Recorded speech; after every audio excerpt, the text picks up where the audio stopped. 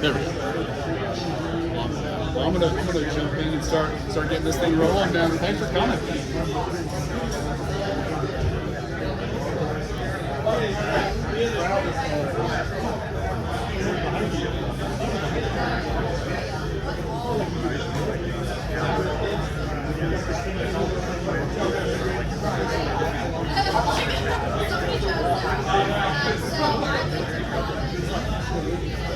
Hey guys, thanks again for coming. Grab a drink if you haven't already. Have a seat. We're going to get started. So if you want to grab any one of these seats, we got a little bit of swordfish coming up here. We got some good appetizers for shrimp. We got the whole thing rolling. So really appreciate you guys. Thanks again. And I know a lot of you guys have come in the past. It's so good to see y'all again. It's so cool to see a lot of new faces, which is part of the whole thing. But I think what's cool about every part of this organization is just seeing a new aspect of the outdoors and everyone's fellowship that we appreciate when we're out there. But again, so much of this is just a dream of a napkin idea so many months ago. So allowing for us to have something that's a little bit more enjoyable and, time to time, sit back and smell the roses is a big part of this. But as we had talked about last time, let's give you a quick introduction. We're going to talk a little bit about what our organization is all about. We're going to go and dive deeper into some of the local communities that we can help as a part of a group that we've now established. We're going to dive a little bit deeper into what Monte's story is all about and kind of showcase that, and then we'll also dive deeper into what you guys are eating and allow you guys to know how we prepare it and all those things that Andy has to offer, so we should be in a really good position. But first of all, before we go too far, I wanted to thank our beverage sponsors. We've had unbelievable success working with them, and it all quite handily comes back to Derek, if he's even in the room. I don't even know if he's out here. I think he's grabbing something that we're actually going to be raffling off. Yeah, he's running back. Derek, everyone want to give him a round of applause. He was the one that pulled up tequila, Tito, Baker Park, Freemason Brewery, and he actually just brought in the keynote here for a basket we're raffling off today. So as you guys have registered, all members are going to have an opportunity to get a piece of this, which is Tahini, Maker's Mark, Sincoro Tequila. We got Lime Smashers, we got a signature cup, we got the whole thing. So point being, we got that. We've got books. Everyone who's a member gets a book. And Monte will be signing that after the event, which should be fun. And if you're not a member, if you get your membership signed up today, you'll get a free book. Otherwise, we'll have the book available for purchase on the website. Just buy it, and then we'll have that available for purchase after everything gets rolling. But again, Sincoro, Maker's Mark, Tito's, and Three Nations Brewery, thank you all so much for your sponsorship. We greatly appreciate it. Before we dive too deep into the outdoors and the stuff we love so much, a part of what I think we could do with this organization is show appreciation for two major communities. The local community and appreciating how blessed we are to have access to all these great places to hunt, fish, ski, snowboard, mountain climb. This is not something everyone gets to do. And interestingly enough, yesterday I went to Dan Cahalan's event for Texas Can Academies, and I was catching up with an individual who's a professor for their organization, which allows for schooling for a lot of kids who don't have access to it, not only from a financial perspective, but also from other aspects of the family that they've had to endure. And as I was visiting with him, he was talking about a child that was a part of his class, and he noticed he was coming in at like 5 a.m. every single morning. You remember back when you were a kid, like he was like, you were lucky if you got there at 8 a.m. So 5 a.m. this kid's coming in consistently and not showering. He ended up leading in and said, what's going on? I said, no, it's fine, it's all good. 2 weeks of this goes on. He asked, what's going on? There's obviously something here. He's like, I admit I lied. I've been living on my car for the past 2 weeks. His mother literally was about to get deported, just bolted, just living in the house, like no idea how to eat or whatever. Ended up transitioning to his car and just was living out of his car at the age of 17, which I don't think there's anyone in this room, myself included, that ever had to deal with that as someone that was coming up. So as this community is sort of, to really nurture these kids, they founded access to food and shelter. Now he's starting to look at grants for college. So you start thinking about what's cool about what we're doing, about getting together, the fellowship, that is fascinating.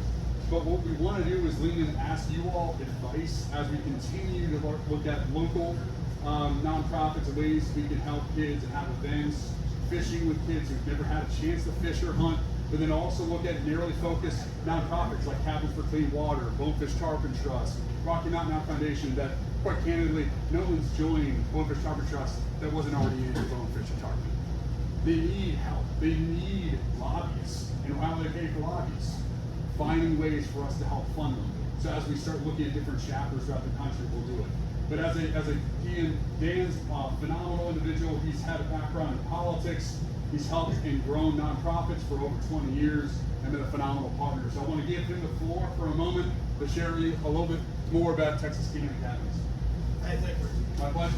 Right. I may have heard of right off the car, not the heat. So many years ago, we were founded as Dallas Can Academy right here. Live Oak downtown is a mission to serve.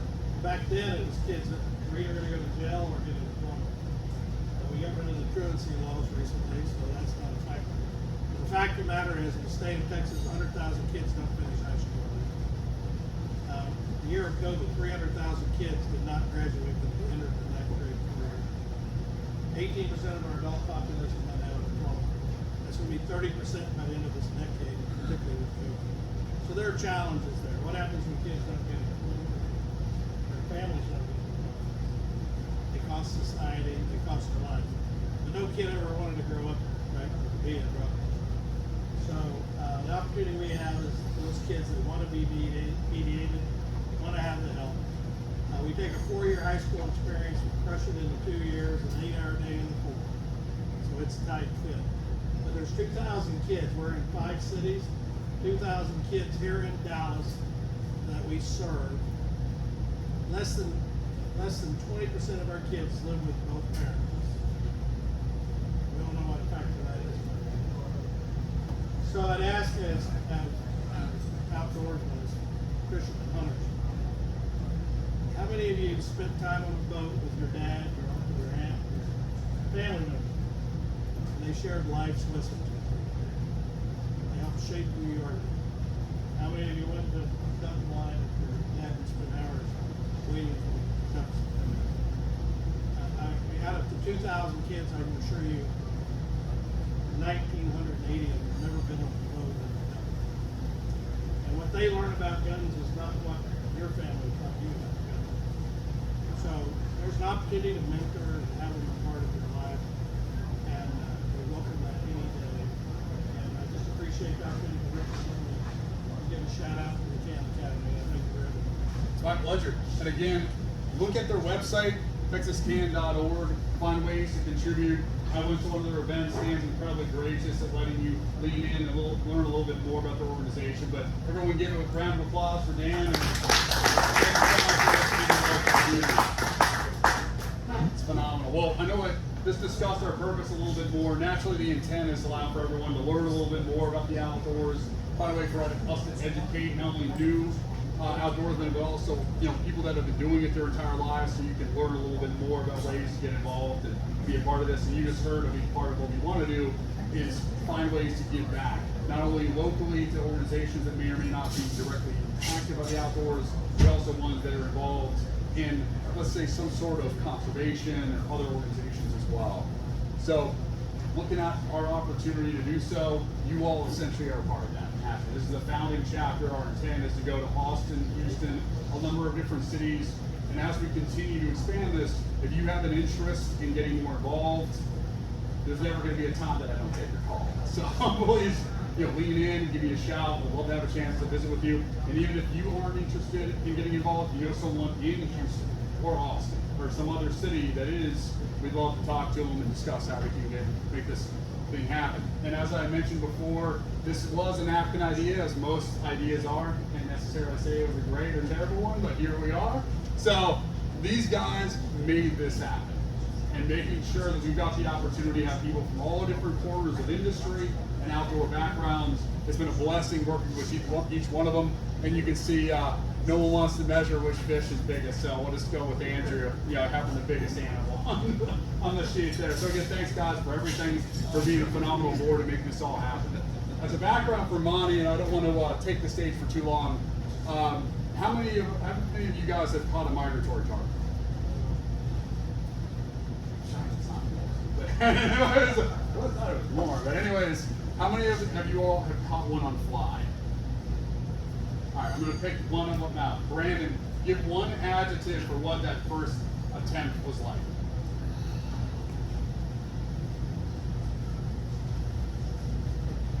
Speechless. And it's funny, it took him like 10 seconds to say that. It's not easy. I think most of us, and your first attempt at something that's really difficult, you don't tend to succeed.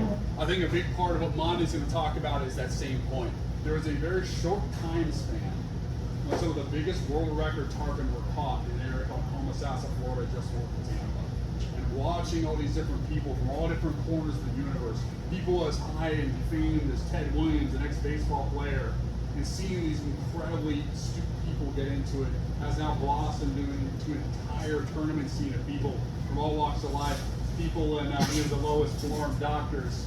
But anyways, incredibly intelligent people. I was going to say, I don't want to pick fun, but I'll just pick fun. But anyways, the idea is, it's been fascinating learning about it myself as I've dove in deeper into tarpon fishing. But I think as you hear Monte's story, you'll hear how him specifically getting incredibly in tune with the likes of Nick Saban and a number of other individuals that just eke out the most difficult version of whatever thing you're pursuing.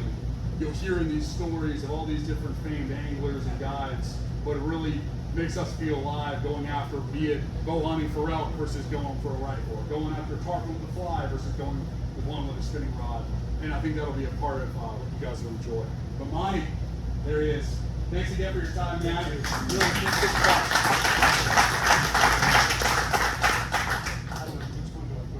Yeah, so you'll push. Yeah, don't want to give them a preview, but yeah. Thank you guys for coming out. I really appreciate it. Took time out of your workday to come drink in a fly shop. So, thank you to Richard for setting all this up. The fellowship sounds like a really cool idea. I'm really happy to be a part of it. Thanks to all the sponsors of this event. And thanks to Tailwaters. This is a great fly shop. I could spend all day in a fly shop. Any day. So, Lords of the Fly. I love talking about this book. It was a true passion project. I remember I was working on it kind of at the beginning of the pandemic when we were all locked down, and I would naturally wake up at 4:30 in the morning, roll out of bed, pumped up, excited, grab a cup of coffee, and come down and just work on the book, just because I wanted to hang out. I wanted to be with the characters a little bit. I just loved it so much, so it kind of got me through a lot of that stuff. And I appreciate all of you coming out here and listening to Brandon talk about it. So start the presentation with a picture of Steve Puff and a giant Homosassa tarpon. Doing this because this is how the book starts out. And really, this is how the book was born. I'll talk about the latter first. So in 2010, I was asked by the magazine Garden Gun to go do a feature profile on Steve Puff, who was the legendary guy from the Keys who now lives in Everglades City. And for the story, I spent 2 days with Puff on his boat. And when the story was published, it was done so under the headline, "The Greatest Guide Alive." Now, writers don't come up with headlines, editors do. But this was a headline that I hardly agreed with. Steve has handled countless world record tarpon, permit, and bonefish for anglers like Tom Evans, Sandy Moret, Del Brown, and Nathaniel Linville. And he has made me, most important, regarded by his peers as the best ever. Even now in the 70s, he's sort of like the angling world's DiMaggio. Old Joe is still wandering around the outfield of the Yankees. So Steve and I hit it off. And Steve has a static list of about a dozen people who he fishes every year. This is not some kind of dead man's shoes club. If you can't go or you die or whatever, he doesn't replace you. The list just gets a little bit smaller. He once turned down a trip. George H.W. Bush called up and asked him to go fishing. He said no. One of his regulars once gave him a condominium as a tip after the trip. But I got word one of Steve's regulars could not make a trip the April after I did the story on him. And that regular called me up and said, "You should film a spot." And It's sort of in an out of character act of boldness. I called Steve and asked if I could fish with him, and he thanked me and said yes. We fished together every April since then, save for 2020. My tips are a little less substantial than a comment. So over the years, I got together with Steve on the boat or back at his house for dinner. He frequently mentioned a word to me. He would say homosassa. And I love the word just off the bat. It sounded poetic and kind of enchanting to me. And then he started telling me the stories of the wild times in the late 70s and early 1980s when homosassa was the epicenter of the fly fishing world. A time that one could argue was the apex moment in the sport of fly fishing, maybe even the apex moment in the sport of fishing. It's when the world's best fly anglers and the world's best fly guides all gathered together at the same time every year in pursuit of the same goal, which was to catch the world record tarpon on the fly. This is sort of the angling equivalent of somehow having Tiger Woods, Jack Nicklaus, Ben Hogan, Bobby Jones, and Sam Snead, all in their primes, show up at Augusta to play every year. You had Billy Payton, you had Lefty Cray, you had Stu Apt, you had Tom Evans, you had the baseball player Ted Williams, you had Carl Navarre, Al Pfluger Jr. Those guys were all there chasing the record. You had Flip Pallett, Chico Fernandez, Jim Harrison stopped by. You had guys like Bill Curtis, Eddie Whitman, Jim Brewer, Billy Knowles, Matt Ragland, Lee Baker, Hal Chittum. So Steve would tell me about all the craziness on the water during those years, and the chase, and the insanity off. And so my interest was pretty peaked. So a few years after I wrote the profile of Steve regarding gun, they asked me to do another one, this time on Andy Mill, former U.S. ski team member, former husband of Chris Everett, and the champion tarpon tournament. And Andy, of course, is a font of tarpon information. And he too mentioned homosassa and all the craziness that went on there. So then a few years after that, we're now in early 2018, Andy called me one evening. He told me I had to write a book about those years, that the story was slipping away, that the guys were getting old, some of them were dying. And again, my interest was piqued, but I wasn't quite fully convinced. And then Andy gave me the phone number of a man named Tom Evans. Tom lives in Vermont.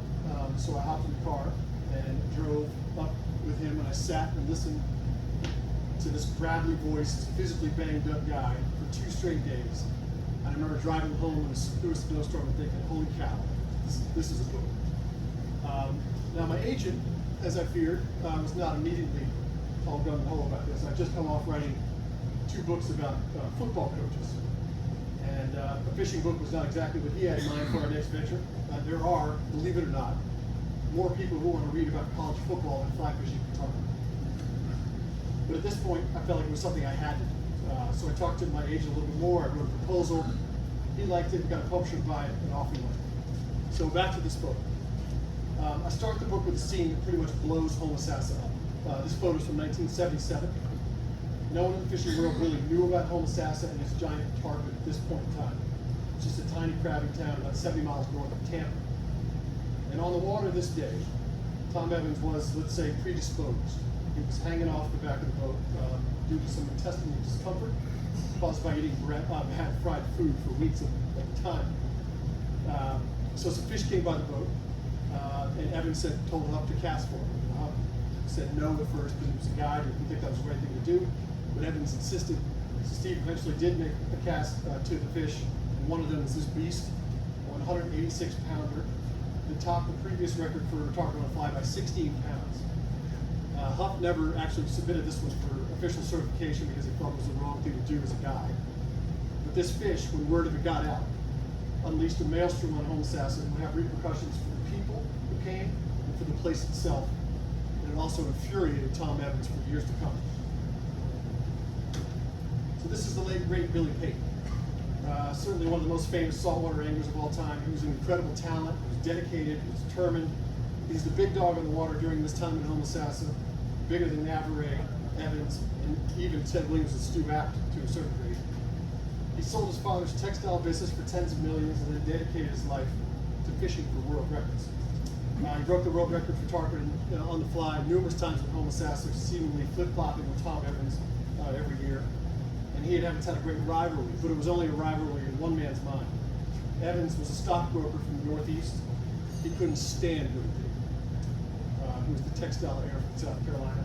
Evans thought Payton's whole Southern gentleman thing was just some shtick, and he called him Wilhelmina Pate. But Payton, by all accounts, didn't give a crap about Evans and never considered him a rival. And this, of course, riled up Evans even more. So when I decided to write this book, I decided to do it like I've done all my other books. In other words, I reported the hell out of it. I wanted to try to find out like who these men actually were and are, and I wasn't going to soft pedal things just because it was a fishing book. And a lot of these people in this book are angling gods, and when they've been written about in fishing magazines or other books, they've been deified even further. You have men like Lefty Kreh, Stu Apt, Billy Payton, Tom Evans. And so instead of rather blindly following that lead, I wanted to try to find their humanity, which is what I did with Big Sadie in another one of my books. So some of these portraits, particularly of Stu Apt, of Tom Evans, and of Billy Payton, that emerged are rather raw. But my job is rather simple in theory. I do the exhaustive research, I do countless interviews with friends and enemies and even frenemies, and then I write down what I find. So once I figured out that I wanted to write about this apex moment in the world of fly fishing, I decided I needed to do two other things as well. I needed to write about how we arrived at that singular moment in Homosassa, what got us there, and I also need to write about what came out of that moment. So I started with the what led up to it part, of course. And what was so cool about this entire project was something I discovered along the way, that everything in this specific world is interconnected. It's, quote, an unbroken chain of events flowing one out of another, as Chekhov once wrote, connecting the past and the present. And when one end of the story is touched, the other end quickly. So it starts with the Macedonians tying on a little piece of red thread, casting the first fly or trout sometime around 200 AD. It winds through the growth of fly fishing in England and the introduction of the sport in the United States, and through the man in this picture. This is A.W. Dimmock, the intrepid angler slash architect slash gold speculator, whose book of Tarpon is the seminal piece of literature on this topic. Dimmock, as fate would have it, hooked his first tarpon in the mouth of the Homosassa River in 1882. And then that unbroken chain winds through the first anglers who targeted tarpon with a fly, and then through some kids who became wholly obsessed with tarpon, and then to a group of artists who became wholly obsessed with tarpon, to the record chasers of Homosassa, and all the way up to us. So this is the legendary Stu Apt. Stu, of course, was among the pioneers of tarpon fly angling and saltwater fly angling in general. He was a fighter pilot, commercial airline pilot, and a self-described favorite of many stewardesses. He was also a self-described master of the 3 F's: fishing, flying, and I won't say the third one. This is a photo of him landing Joe Brooks' 148-pound 8-ounce world record in 1961. It was a record that Stu himself would break shortly thereafter. Stu was sort of like the Muhammad Ali of this sport. He was hell on clients who weren't as good as he was. He was a shit talker, and he never lacked for grand stories about himself. But as Dizzy Dean supposedly once said, "It ain't bragging if you can back it up." Stu was meticulous about everything he did, from knots to rods and reels, and the way a boat should be pulled. He was such a badass back in the day that Sandy Moret told me that people used to go to the dock in the morning just to watch him launch his boat. Stu would later on be a significant figure in Homosassa. He was the king on the hill that everyone else wanted to take down, and he more than held his own against mostly younger anglers, holding his crown and breaking many records himself during that time. So, in terms of the evolution of the sport of fly fishing for tarpon, those moments that led up to this Homosassa moment, there was an important time in the 1960s and 70s in the Miami area. There were a group of 4 boys who called themselves the 4 Musketeers. They all attended the University of Miami, and they were all totally gonzo about all types of fly fishing, but they fell particularly hard for fly angling for tarpon. This is a young Flip Pallet before his TV show and his fame in the fly fishing world. And one day when he was in his teens, he met another boy in a Miami tackle shop, and that boy was named Chico Fernandez, who had just escaped from Cuba after Castro's takeover, and he had brought 2 things: a Mercedes-Benz and a fly rod. Pallet and Chico became fast friends, and then Pallet introduced Chico to his friends, Gordon Duncan and John Emery. And the quartet bonded quickly over fly fishing, devouring everything they could about the sport. They practiced casts at night under the lights in the parking lot at the University of Miami. They met at the same table in a diner every Friday to hash out the weekend fishing plans. And they stuck out at night, took their parents' cars, and drove down to the Keys and fished for tarpon off the bridges. They had one big problem. They couldn't land these beasts on the tackle they were using, which at the time was the most modern tackle available. They had bamboo rods, fiberglass rods, fluger reels. Pallet described casting flies in the middle of the night into the starshine from the bridges, hooking tarpon, and then losing the entire fly line. So they began to innovate. They created new reels, new rods, new lines, and finally they began to land some of these fish. And those innovations they came up with, the stronger rods, the stronger lines, better reels, clear lines, were critical to the evolution of the sport. And those innovations, of course, made the sport accessible to the masses. So in the book, after I talked about the Four Musketeers, the camera kind of pans from Miami down to Key West. Once the sport of fly fishing for tarpon became accessible, the artists arrived on the scene. And they pursued the sport really as an extension of their own. In this photo, you have the writer Guy Valdine to the left, the writer Tom McGuane on the right, and the poet Richard Brodigan in the foreground. And they were joined by the likes of Jim Harrison, the writer, Russell Chadwick, the painter, even Jimmy Buffett for a few years in Key West. And they all fell hard for fly fishing for tarpon. I call these guys the merry pranksters of the fly fishing. Suffice it to say, they had a great time. Every clement day during the season, they fished for tarpon in what was basically then a tarpon paradise. The sea was uncrowded as a cloudless sky. And then at night, all hell broke loose at their rented house or at a nearby bar. They raised all sorts of money. McGuane, of course, has written about this era in some of his fishing stories, about remembering, quote, the special horror of fighting wild tarpon with a bar-like muzziness on my face and my clothes revealing beer stains, cigarette burns, and headshot perfumes. And the artist, led by Guy Valdine, even made a movie, The Famous Tarpon, which I'm sure some of you guys have seen. And within that movie, they all look like extras in Easy Rider with bandanas on, cut-off shorts, cut-off jeans. So all of these artists were heavily influenced by this time in Key West fishing for tarpon. McGuane would go on to write The Longest Silence, which is the best fishing collection in my opinion. And he wrote novels like 92 Degrees in the Shade, which is about fishing guides, and he, of course, is a short story master. His stuff still appears regularly in the New Yorker. Harrison was, of course, most famous for Legends of the Fall, but he'd occasionally write about fishing. But the sport was more important to him as a respite from his hard-living ways, kind of a way of recharging his artistic batteries.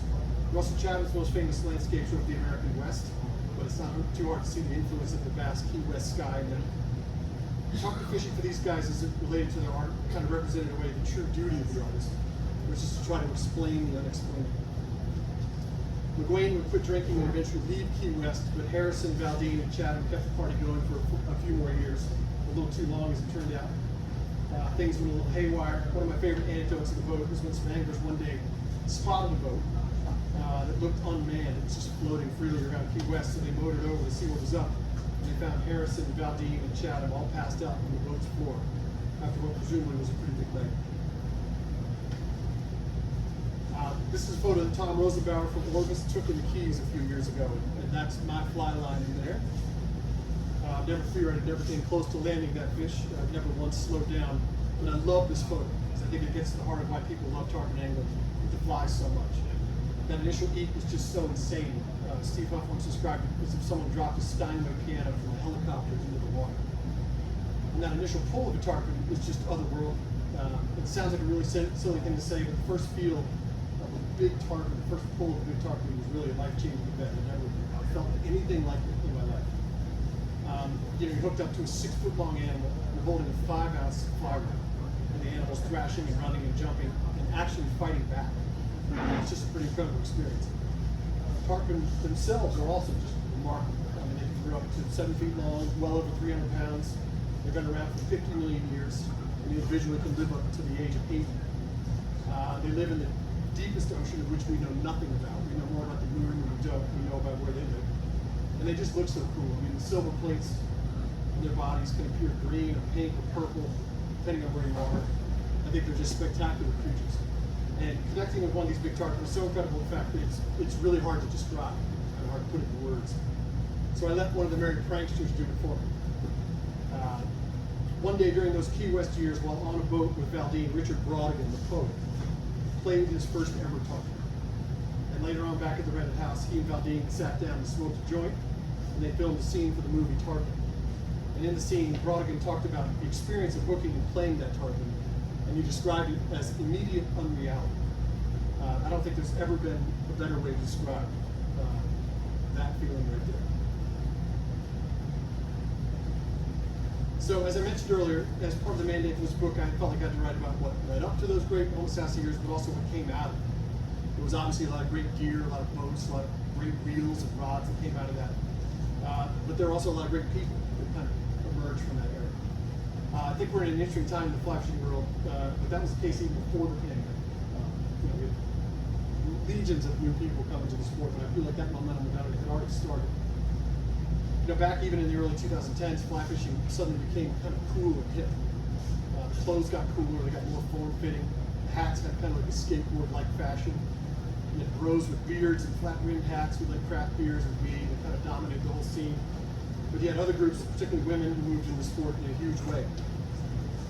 So tarpon fly angling, got pretty hot. I think you could argue that it may be the apex experience in fly fishing. You sight fish for the most part. The biggest and most exciting species you can target are shallow flats. It's pretty much on the top of a lot of people's bucket lists. And one of the reasons for the growth in tarpon fly fishing's popularity and hipness is this man right here, Andy Whitman. Andy, as I mentioned, is the former U.S. men's downhiller. He was known for his fearlessness and horrible crashes on the hill, and his live life to the fullest attitude off of it. The Europeans on the ski tour nicknamed him the Wilde Hund, which means the wild dog. He also, as mentioned, was the former husband of Chris Everett, and after his skiing career, he reinvented himself as a sports announcer, and then he channeled all this competitive energy into becoming basically the Tiger Woods of the tarpon tournament game. And through his ambassadorship, his gear partnerships, his winning attitude, his Prince Valiant hairdo, and how he made the sport just look fun, he helped take fly fishing for a tarpon up to a whole new level and opened it up to an entire new generation, including me. So, when I first moved to New York 25 years ago, the neighborhood I lived in was Soho. And when I moved there, it was still the haven of artists who could get a cheap, high-ceiling loft for nothing. I think I paid $500 a month for this incredible, what could be a 4-bedroom place. And the artists, just by being in that neighborhood, they just made it cool. They did shows there, they made it really hip. And then, of course, sometime after I left, actually, it got even cooler and hipper, of course, but when that happened, once the place kind of became cool, the money class came in here. Hollywood actors, Lenny Kravitz moved in down the street, real estate barons, hedge funders. And this is sort of what happened in the tarpon fly fishing world. You had the merry pranksters making the sport of tarpon fly fishing look really cool down in Key West. And then what happened next was home assassin, where you had stockbrokers, Coca-Cola bottlers, textile heirs, trust funders. They weren't there really to fish for any artistic pleasure. They were there to break the record. So the scene in Home Assassin was pretty insane. I won't go too deep into it here. I don't want to spoil it, but the record fell nearly every year in the late 70s and early 80s. And these tarpon were giants. I mean, they were 20 to 30% bigger than anything anyone had seen. And they were believed to be a subset of the greater tarpon population that was attracted to Home Assassin Bay because of the fresh water that came in there and all the crabs. And there were thousands of them. Steve Huff told me that there were 10,000. And they would swim in these huge interlocked daisy chains, oftentimes around boats. But that tide also swept in some vices.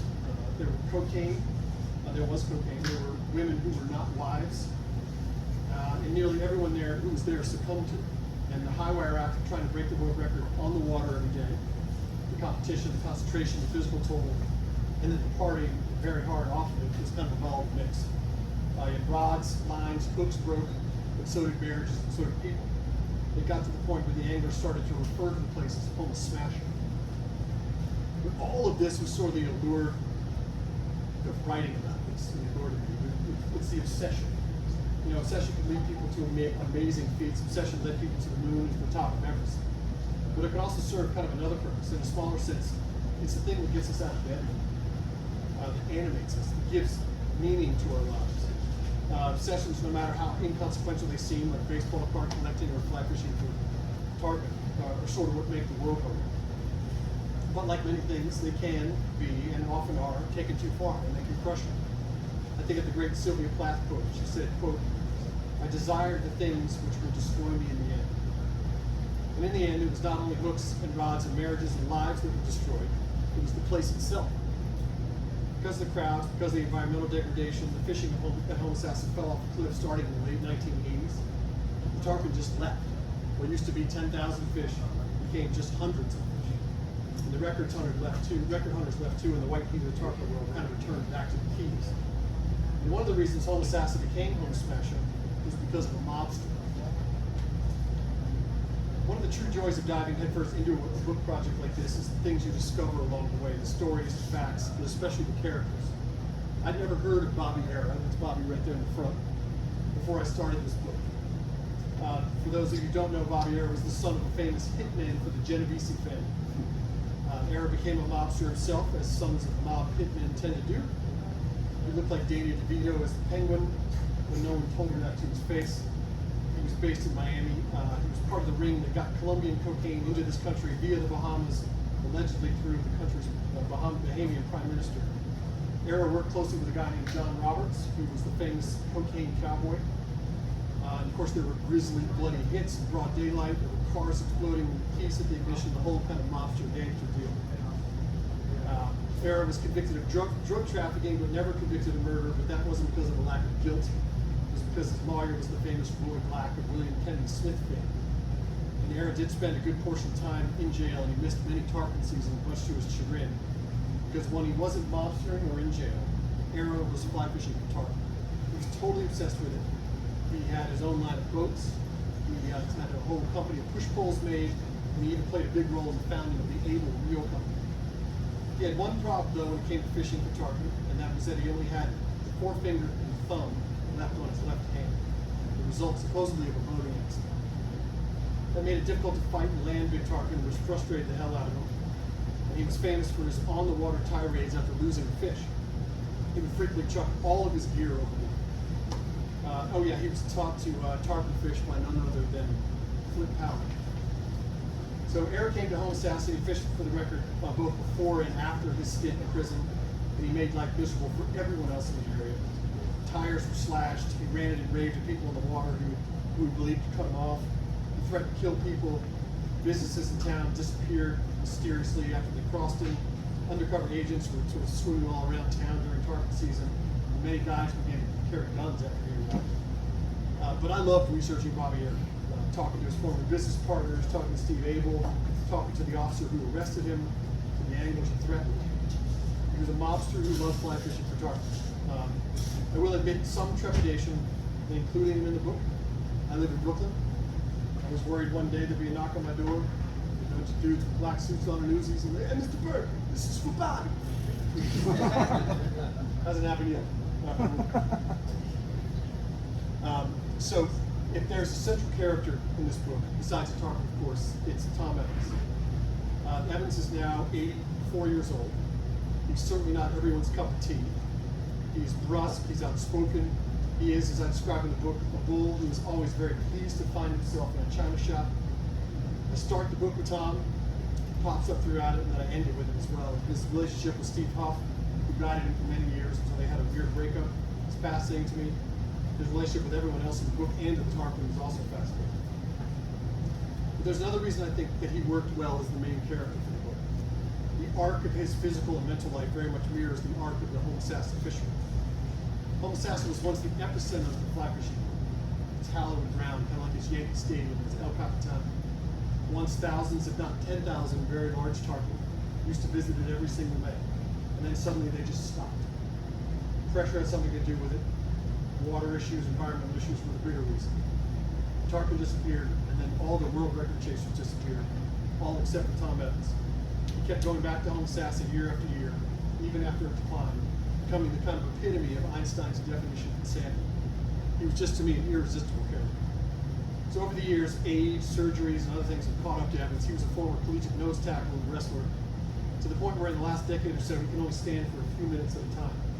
His boat is rigged especially for him, with a chair and a rope and a cage that keeps him from falling overboard. And yet, he still goes out and fishes every day he's in Homosassa for 1 month a year. His decline roughly corresponded with the decline of his favorite fishery. Burke, writing in the New York Times about the disappearance of insects, said that humans deal with environmental degradation, with places not being as abundant as they once were, through a trick of the mind. Quote, "The world never feels fallen because we grow accustomed to the fall," she wrote. And Evans became accustomed to both his own fall and the fall of Homosassa. But he never stopped going, 1 month a year, May. He's missed just 3 seasons in the last 45 years. One because of a work emergency, one when he went to the Panhandle to disastrously fish with a guy named David Mangum, and one because of the pandemic. calculated that he spent 3.5 years of his life floating on the flats of Monte. So in the end, there's the central question to this book, which is why? Why he kept going back year after year as the fishery and his physical health declined. Why would someone do that? The question is answered somewhat in the last paragraph of the book, but I won't spoil it here. So I'm always caught in a little bit of a pickle when it comes to promoting my own books. I have no problem doing interviews or getting reviewed or coming and talking to fellow anglers, but I do have some reservations about promoting myself on social media. My publisher made me get an Instagram account to promote this book, so I did. I had no idea what to post. We just got a new puppy at the time, a wild rose lab named Otis. So I decided just for fun to put a picture of him in the book up on my Instagram page, and this is that photo. And this photo spawned this really weird and really fun kind of phenomenon. People, some of whom were friends, but a lot of people I didn't even know at all, started sending me pictures of their dogs, quote unquote, reading Lords of the Flies. I started to get like dozens of these a week, and I would select the best and start posting them. And then a couple weeks in, things got kind of weird. We had some chickens that joined in. There were some cats. There was a goldfish. There was a one-eyed hedgehog. And then there was a giant hog named Clementine, I think is the name.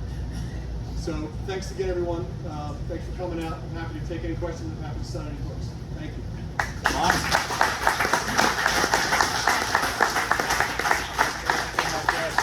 We'll go back to questions. Anyone want to start? Nobody? I got a question. Paper reader. Yeah. Fantastic book. I just somewhat today I got my IGFA annual record. Looking through it, in addition to homicides of plays in the climate change, struggling looking at the records with Tom Devin still has 16 and 12. It just looks like it's almost impossible for anyone else to get it to be more of a disagree. That it may be the record may be shut anyway. Do you think that's just did that have anything to do with the fact that nobody was doing this anymore, or do you think it had more to do with just the general culture of the environmentalism? That's a great question. I think there's a lot of factors. One is I think it's not as the tarpon tag numbers, which you have to get a tag in Florida in order to get a tarpon in your boat. In other words, if you're going to fish for a world record, those numbers have declined every year. Right. So it's a little bit less interesting.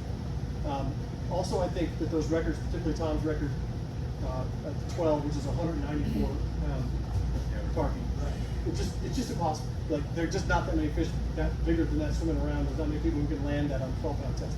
The 16-pound record is also pretty big. And the 20-pound record is also, so those records are kind of, maybe not out of reach, but they're damn close. And then I also think, I think when you see people now who are going after records, they're going after records in the 6-pound category. Nathaniel Lynn will just broke the record 6-pound. 140. Which he put up to 140. But then you have the 8-pound record, which I can't remember what that is. That one's actually, I think it's an 8. It's an 830, so that's yeah, one of them is sort of attainable, but I think you're seeing some people do that. Now there's also, I don't think we've seen, depends on who you talk to, I'm not so sure we've seen the full effects of development and the lack of freshwater on Sass and what that's going to do to the population of tarpon yet. We don't know yet. It's not helping, but we don't know if that, they live for so long. There was one fish with Tom Evans, I loved it. It was a fish they called spooner that had silver gill plate. And he saw it when he first went there in like 1976 or 77. And I had this weird thought in my head because they live so damn long. When I was on the boat with Tom Evans in 2019, I was like, what was the chance you could see Spooner? They saw Spooner for like a decade. I was like, Spooner might still be around, which is kind of cool. So they live so long. We haven't necessarily seen the effects of what's going on with the spawning and the rearing of what's going, of the tarpon population. Just one more quick aside. I fished with a guy who I was looking at San Javier's. The first hole was mangrove, and before he repainted it, before I started fishing it, he said, if you want to be left alone out in the water, go out with him, because everybody saw that boat and assumed that they're out there and you know what they're fishing for 10 long. They're so funny. They're actually, I think, beautiful. They look beautiful. They look like Miami. They're like Miami kitchen. They're kind of like not pink, but like that, not chartreuse green, but they're kind of Miami green. You know what I'm talking about? And they got a beautiful logo, but they're just punks of junk. I mean, they just the minute you hit the water coming all over you, and the owls back there, the guys are back there trying to you know, but they're so beautiful and they're so. I just love their. Somebody read my book and had a mangrove and he tried to unload it on me. There's I know. There's my guy. That was your buddy? Yeah, I told him that. He said, you need to read this book. And he goes, well, and I was telling him the librarian, he goes, do you have his email address? Yeah. And I like this. He's like, would you like to buy it, or if you know anyone else who'd like to buy it? Sorry about that. No, it's like, I was like, dude, if I had enough money, I would just buy it and keep it as a piece of like. It's still his sale. Is it? That's awesome. That's awesome. Unbelievable. Anyone else looking? So you mentioned Mangum and Evans. Yeah. So I didn't finish your book. Is that in the book? Because I can't. It's the meaning of the old guard. I cannot imagine a more And it does not go well. conflicted couple of personalities. I mean, is Mangum on the bow then? Like, you have to be good falling. But is he likes to stay out and sit on the bow, stand on the bow next to the I'll let you read it. Does not, I'll just tell you what doesn't go very well. Yeah. All right. Evans ends up calling Mangum maggot. And I forget what Mangum has a horrible epithet for Evans as well, but I can't remember what it's in. So I've got a question. Is there any celebrity, if you can call it that you wish you had spent more time on in the book, or anyone you missed left out, or anyone you regret not putting in? And you covered it. Not them all. I would have loved to have met, some of the guys who died. Would have been great to meet Billy Payton, for instance. Would have been really cool to meet. I was lucky to meet Stu's still alive. I'd done Story Lefty, thank God, before he died. So I got to meet most of these guys, which was so cool to email Chico Fernandez and be like, hey, I'm working on this book. Do you have come on to my house in Miami and go and sit with Chico for 6 hours and drink and eat, and then go call up Flip Powell and said, I'm not going to come down to see you. I was down in the Keys. Come up and see me. I'm not going to come down to the park. Drive up. We have bison burgers. Sit for 6 hours. Shoot the shit. I mean, it's just like these are the dudes I grew up reading about. So just that was pretty awesome. Surreal. Steve. Hey, Monte, I know you said you didn't get to meet Billy. I was very fortunate the first tournament I ever fished. I actually stayed at Billy's house. Nice. And had a couple drinks with him before he had kind of declined. Yep. And had him tell me all the stories about fishing. He did a fabulous job describing him in there. Thank you. And I also didn't know the other side where Billy would call the newspaper and tell him he was coming to town. So if you guys haven't read the book, a lot of these, he said he deitized a lot of these people, and you get a little bit of the mud. A little bit of the mud in there where Stu loves Stu. And then Billy was kind of this Robert Redford looking guy. He had this great hair. He would go out and fish. You guys have ever seen fly fishing from Tarpon or whatever videos, the VHS back in the day. And he did a wonderful job. But Billy was a true Southern gentleman. Fabulous person, and was obsessed with Tarpon. You did a great job summing him up. I just didn't know the dirt, and I was like, huh. Billy always had a beautiful woman with him when he fished. Sometimes his wife, Always. sometimes not. Not. And often, I actually met two of his ex-wives who were still gorgeous. And, I've got 2 of the 5. No, I got 3 of the 5. Right, and then he went to Russia. So No, Ukraine. But one of them would always, he would ask her if in the middle of they'd be out on Sassafras or whatever, nothing's really happening. He would ask her to take the top off. And Gary Merriman and all these guys would be like, it's on! And they'd all grab the binoculars. They'd all would be like, they'd start looking at Billy Payton's boat and stuff. Because it's all a pretty small space there. Yeah. Like where this whole thing happens, it's a fairly small space. There's a couple spots, and so you'd always be in eyesight of other boats, Yeah. and the fish would kind of daisy chain in and kind of bounce off one group and go to another group, and then everybody who was hunting records, they would all be looking at the other guy going like, not big enough. Right. Whatever. Evan told me one time, hey, there's one story where Payton hooks one, turned out to be a record. There's this huge fish, and Tom just turns to Dale Perez and really guided him down. God, Payton's got it. Run in and we get back, there's the big fish, and they're sitting at the dock. The same thing kind of happens in tournaments now. Yeah. Sure. Yeah. Do you get to fish much still? You every year? I have 3 kids, but I have a trip that's kind of grand. I still fish with Steve a week a year. Oh, that's cool. And I fish a lot, just anytime I can. You go to the lower keys? Or the, I don't, so this is my one trip to Florida is usually that Beverage. So it's mainly where I am striking is travel. It is with Steve on. I'm going to leave on Monday. Really? It's Yeah, good. wait. It's a beats. The next one is. Wow. Any other questions? Guys, yeah, one last one. Nathaniel Linden. Yeah. Did you spend time with him? I sure did. In your story? Sure is. So he's I spent time with him, a little bit of time with the book. And got his story there about tarpon fishing. He's one of the new generation, kind of like Jake Mango, and Dustin Hoff, generation that kind of came out of Sassa, came out of Navy. And then I actually happened to just do a story I did for a magazine. It just came out. So I did a story about his permit fishing, but also his drug addiction and how he fought his way out of it. You don't want to fish with him. Do what you know he is. He and John O'Hearn. Do not get on a boat with John O'Hearn and Nathaniel. But what, You know I'm crying. I love fly fishing, and I consider myself a decent fly fishing. It's one of the cool, humbling, but also really cool things to fish with these people who are like invested in what they do. And you sit and watch. Like I remember watching, and there's this. It's a little bit like remember when Michael Jordan used to jump, and then you would see the hanging there for a second in the air. Right? I mean, he wasn't. He didn't go up and down. He sort of went up and he come and these guys, Andy Mill, Steve Huff, even Evans can cast pretty well still, and Nathaniel Linden. They have this manner of casting is just so calm. You're nailing it. It's beautiful. It's methodical. It is totally. It's calm. Whereas I'm up there and they gave me one shot, one permit, and I was like, trying to line out, the throwing it in the wind, and the fly was going back. It's like ridiculous, but it's so cool to be able to watch. I mean, it doesn't mean anything in this scheme. These are the best fly fishing in the world. The rest of the world doesn't give a shit. For me, it's so cool to watch someone at the top of their game do something that well. It's so cool. It's funny you say that because when I don't tell my guy, I'm like, I think Chadwick might enter the angle. You make yourself slow down. No. Because he just has to, it's just this slow, I get my shoulders hurt. Anyway, so he has this calmness and like it's no big deal to him. When it is. But I haven't been on the boat with him in a tournament, so it's different in a tournament. But it is a big deal. It's a big deal that he's got the breathing, whatever he does. But it's just cool to watch.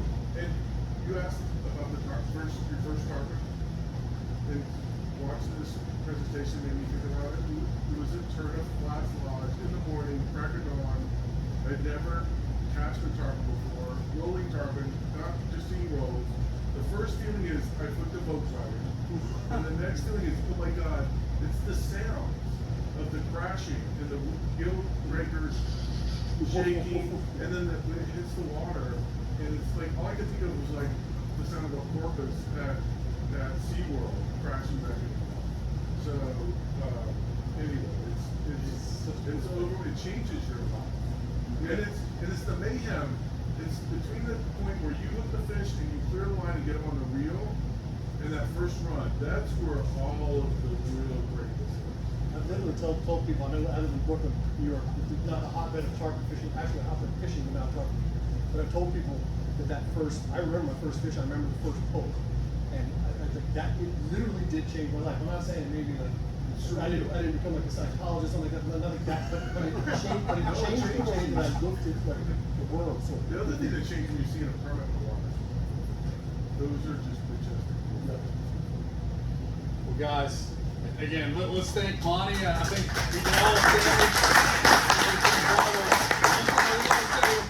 we can dive really deep. Steve, you have one I last just have one? one more question, and it's brief. You mentioned that there's been some other people, such as Dustin and others. Obviously, we all kind of migrated to the East, but would you consider doing a sequel? I was thinking about doing Lords of the Fly 2, The Revenge of the Tarpon. Great answer. I don't know. I mean, we'll see. A couple of years, 10 years from now, maybe I'll revisit. That's awesome. There's a lot of great people that Yeah, have come yeah, I from know. the originals, that guys like Rob and stuff Yep. like that learn from Flynn. I just think that'd be incredible. Well, I sent Monty a message on Facebook. I'm like, you owe me 3 nights of sleep. And I couldn't put it down. As a Texas Aggie, I'm hoping 10 years from now you're right at the Oh boy. Oh boy. I'm predicting you right now. You're gonna.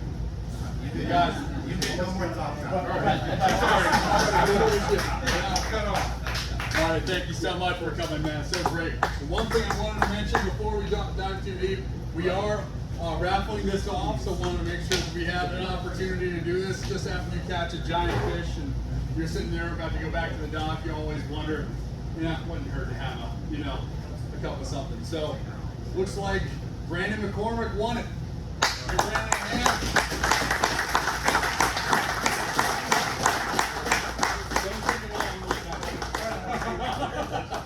That's right. Well, again, Monte, phenomenal concept. I mean, just hearing about the whole concept of tarpon fishing for you guys that haven't fished it, you kind of see what makes us tick. I mean, I'm sure you guys have heard me go on and on and on about it, but does this give you a better idea as to what it's all about?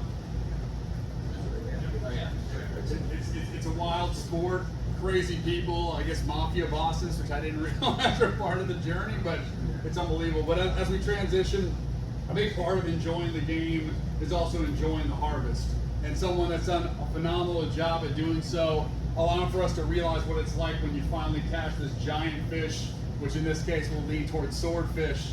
And he does, again, masterful work as a culinary expert and diving deeper into all different aspects of wild game, exposing now an area with seafood that's been absolutely incredible. But I wanted to pass it to Andy, not only to talk a little bit about his background, but also tell us a little bit about how he prepared it and make sure that we've got an opportunity to salivate a little bit. So Andy, pass it to you. Absolutely. Guys, how do you follow that? Again, you get all these badass speakers and then you get the barbecue guy talking about food. Funny, amazing. My brother who was the bureau chief for the Dallas Morning News, starts Ogram, AP, with this, he had to go, maybe put a bunch down, but anyway, he's gone, but yeah, I'm all about you. Amazing stories. I guess the segue between one of the items that we were like preparing tonight is when you're looking at it, you're like going, can you eat tarpon? You can if you're hungry. That's supposed to be right. And I guess from talking about some of the stories that a lot of people when you talk about smoking weed, this and that is like, no, we smoke barbecue. But the segue there is like, the swordfish itself, with like Greenpeace people and all that, people that are concerned about mercury levels. And then swordfish is generally one of those fish that may or may not be higher than they need. But you still see chefs feature it on menu. It's a fantastic piece, it's a fantastic bite. So part of putting this together with Richard, when he heard about us, and we do a wild game whiskey dinner, which we're doing tomorrow in South Lake, West Lake. They called me up. We were supposed to start the event back in 2017. We were set to do one. I was getting ready to go in to do surgery, and the anesthesiologist was like, "Oh my God, dude, you sure you're gonna be able to host out with this one event? It's just one event, man." And then the chef's gonna come on board and he'll take care of the rest. And that's 2017, 2018. We've been doing every event since then. So you go through rabbit, elk, quail, dove. I'm from West Texas, so quail and dove is not really wild game to us. It's kind of what we ate back growing up. Yeah, you got lamb, you got goat, you got a lot of sheep. So now we prepared swordfish. We did a little glaze on there. We seared it, highly flavorful. We did a shrimp mojo de ajo. So it comes out of the Gulf. We're going to do something reminiscent of where the tarpon may come from, right? And highly flavorful. One of the challenges that we have in putting your group together, because you guys are busy, is scheduling this event midday. Probably have a great lunch already, and it's best hot, but I don't know that it was that hot. Oh, it was phenomenal. What'd you guys think? So you have I still have some swordfish out here for you guys. There's some shrimp mojo de ajo there. And then for what we do on a day-to-day basis, Meet You Anywhere started from, I was the managing partner and director of operations for Rudy's Barbecue for about 11 years. I got a text on October 23rd, 2012, said we're going to corporate route, those plans don't include you. So after a few calls back and forth and just having our parting shots, it's like, what are they gonna take away from me, man? I'm a baby of 10 in a Mexican Catholic family. What are they gonna take away from me? So on we went, right? And so that was the inception of Meet You Anywhere, honestly. We literally started zero-based marketing. Happened to have my kids at Westlake Academy and had a high base of people there. And my wife put a little Facebook message and said, "Pray for us. This is our venture going out." And so Daniel Catering, instantly we got hits that week. A lady called the Jefferson family. If you've never flown into the Utah airport, see Jefferson or any of the other, if you're a pilot or if you're familiar with pilots, the Jefferson system is what they do when they're doing the flight checks. So my son grew up with one of the Jefferson kids, and they're very gracious. Said, "Hey, we'd love to book a party. We're having a party out here for Karen. We'd love to have y'all." We booked the menu. We talked about it. And so, what do you want? I was like, "Hey, Deanna, just tell me where you like it. I'll meet you anywhere." I'm like, "Oh shoot, that's not." So that was the inception of our brand.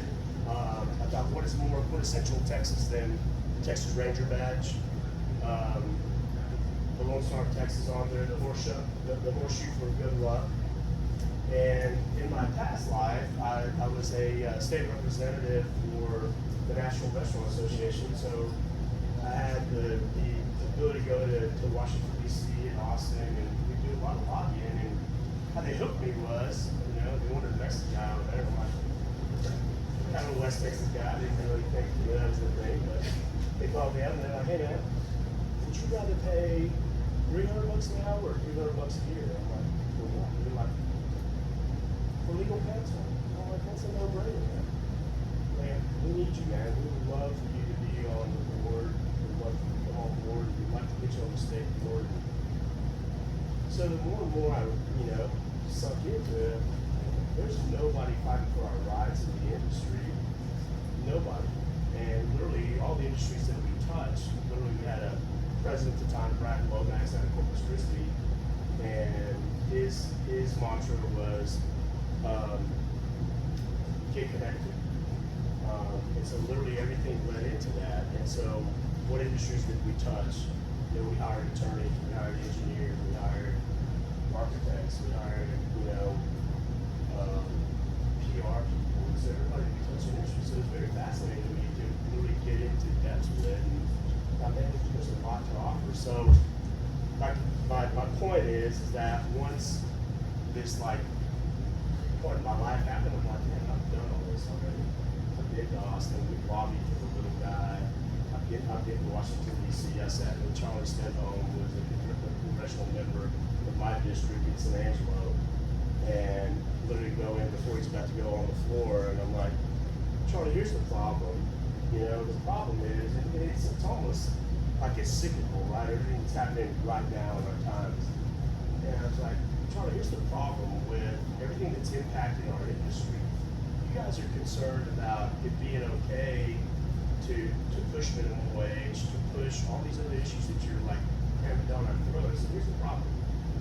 And with all due respect, we're not farmers, man, so we don't get subsidies like you do. So when we get shafted by the big corporate people that say, this is what you gotta pay, this is the price of the pump, this is the price for goods sold, this is it, right? We don't get the latitude of saying, sorry man, we gotta keep it that same price. So it's very interesting now, the segue in all of our lives right now, what's happening, right? I mean, it's a blessing that you guys are able to go do these trips and these tours, and for us, I'm like, what a blessing for us to be in that demographic, that we appeal to these people that have kept us alive during COVID, that have been supportive of us during this entire project. It's an immense blessing. So thank y'all so much for supporting all the things that you do and everything that comes from circle on our end of it. On that same point, I wanted to mention too, I know during COVID we experienced a lot of hardship, and we actually saw it during a freeze as well, where Andy was one of the only restaurateurs in the area going in at 8 a.m. cooking up for people that quite frankly didn't have food at that time. No, we're lucky, man, because we stayed connected, literally, and just that's the segue from what we we're immersed in back with our TRA guys back in the day, and like, let's stay connected to everybody that you're in, be a force in your industry, and be connected to all the people that impact your business, and you know, big returns there. So it's amazing to hear the stories that Steve knows, this guy, that guy. I got a text from a guy in Westlake yesterday, and he was like, hey dude, hook him up. Andy's like, I mean, he's got all the contacts in the world, bro. Like, hook him up. So, I mean, the connection, the camaraderie that we guys are doing here together. We're blessed to be here. I hope you enjoy. There's brisket. I've got turkey, jalapeno cheddar sausage, German, jalapeno bacon mac and cheese. We have a nacho mama slaw, which is vinaigrette based slaw. We still have some of the swordfish and some of the nacho mama slaw. Go enjoy. If you have any questions, go enjoy. Fill around. Be happy to visit with you. Guys, let's thank Andy for putting this all together. That's what we do. We appreciate enjoying the game itself and the harvest. A big part of what we have to do is start looking at how we can plan again and start making this thing a reality. And I want to pass it to David Lee, one of the owners of Tailwaters, good friends for years. Naturally, we're in Tailwaters, as you can obviously tell. Not only is this a fly shop, but this is a travel agency. So they've got the ability to showcase almost any area in the globe fishing, as long as it's competitive. And admittedly, David's been running this for not only while it's been Tailwaters, but in its prior iterations. So wanted to pass it to David for a few moments to talk a little bit more about their business and how they can help you guys plan your next trip. Thank you, Richard. Appreciate it. Thank you guys for coming. It's always super weird, almost on a daily basis, to see new faces in here. It's like we've been around for a long time. So I don't know most of you guys. So thanks for bringing you guys in here, and thanks to Monte for coming all this way. So yesterday was our 15th anniversary. I'll bring out a crawfish boil on Saturday if you guys want to come eat and drink and hang out. Started doing the whole travel thing, commission travel booking agency. Going back to 1999.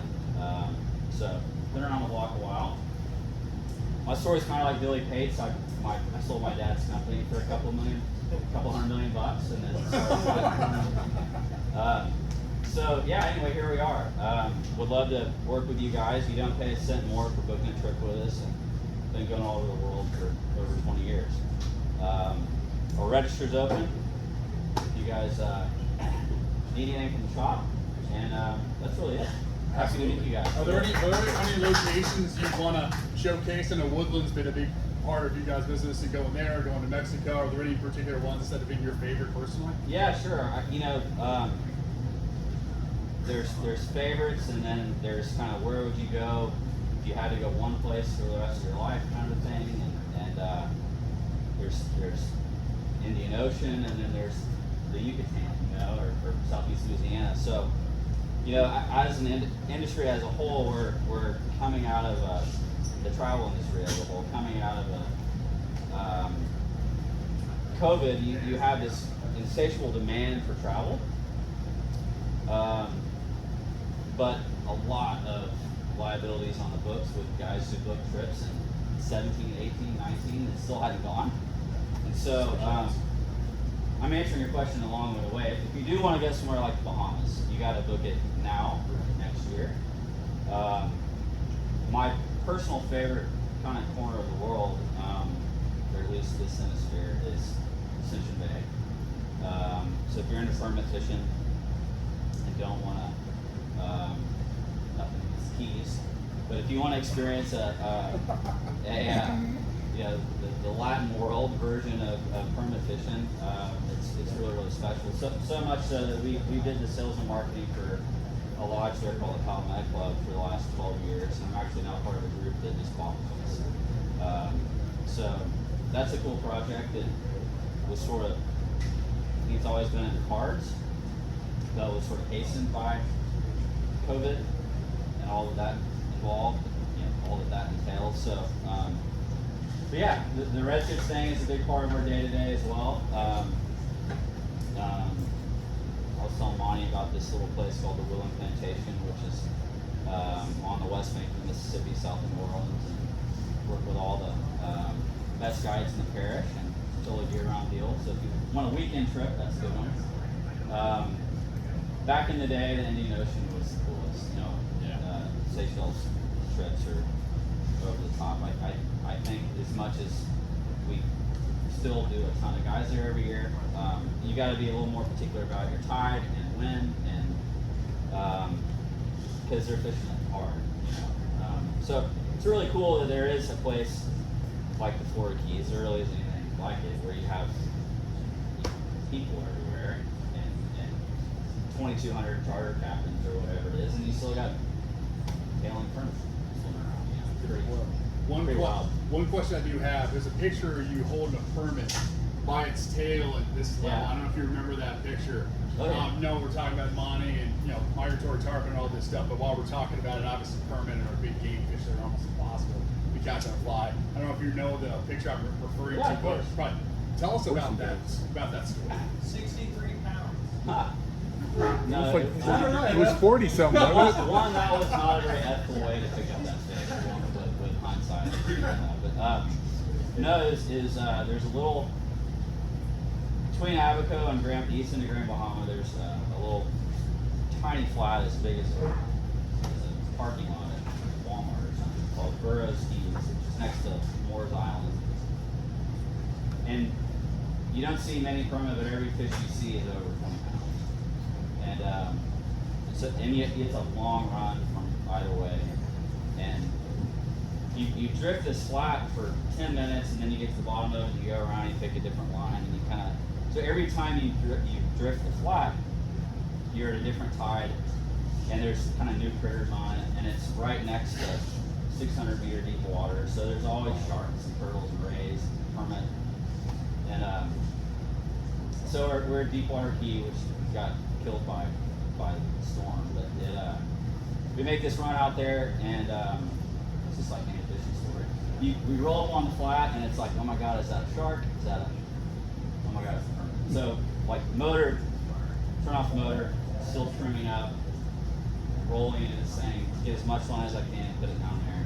Anyways, it was 45 pounds. Wow. Well, how windy was it, out of curiosity? I don't remember. I just remember the fly landed right next to his head, and he turned on it and ate it. He was already on the reel. And we had to fight off a shark, a dolphin. It took an hour and 5 minutes. Wow. 42 inches long.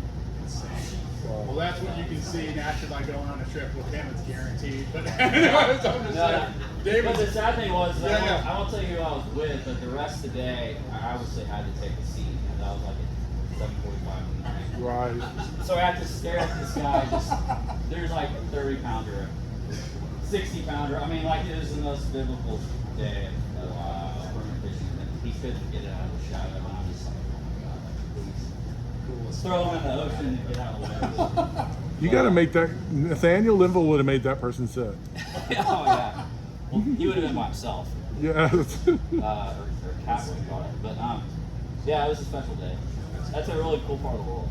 That's incredible. If anybody has 25 million bucks laying around, you can buy Deepwater Key. I think that's the coolest little corner of the Bahamas. You know, for sure. But, yeah. Anyway. Absolutely. Well, guys, thanks for everything. And wanted to wrap up here, guys. Really appreciate everyone being a part of this. It's been so cool connecting. Stick around for a little bit. I will say we do close up at 5:30. Might be a couple minutes for us to clean up, but 5:30. I want to, give the grace and make sure that we don't outwear our welcome here at Tailwaters. They've been a great partner. And then also another thing too. Everyone who's a member gets a free book. So if you have, you get a free book if you're a member. If you have not, if you're not in a position where you can sign up or whatever reason, not sure how that would be. But anyways, we do have it on the website. So if you do want to buy one, go to fellowshiptheafterwards.com. There's a search button, type in book, and you can pay for it. So I'm going to be over there with Monte. We'll be out signing books and getting all that kind of good stuff done. But if not, enjoy some food, enjoy some drinks, everybody fellow company, and really appreciate you guys being part of it. And also Tom, Fidel, Darren Rollins, Beth, here on the July. Thanks, guys. But I think I'm done with 12 weights. It was just really windy and on the 12. I said 63. But you actually felt something to go. Well, it just felt like an nugget. And it was they're like, go get a sleeve for TDS and fish with ice on it. I have a picture of the ice. I froze, I had little baggies that froze ice cubes in the freezer. And then I got back and I had it injected. And it got better, and I fished the Gold Cup and caught 2 weight fish. You did good in the Gold Cup, and 2 weight fish finished up, and it didn't bother me so much. But then I finished the IGFA permit tournament in September, and came home and started got alive and corn. Getting old, dude. And my orthopod laughed at me and said, you're going to have to get that fixed. And I tried to get it injected, stem cells, everything injected. It just made me worse. So I had to have surgery. So is it the prognosis good? Yeah. All right, cool. Anyway, great shot. Yeah, you too. Yeah, thank you. Hey, I love William Plantation. Oh, yeah, good. Did you ever know a guy named Bobby Dugai? I did.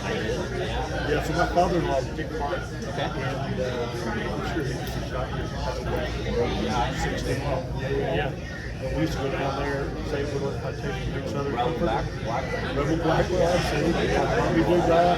We wouldn't quit smoking. Yeah. And I'm sure lung cancer is what killed him. You know, I don't know that. You see what Beverage drank? I never knew him well enough, but I believe all. Yeah. It's a great place to stay, though.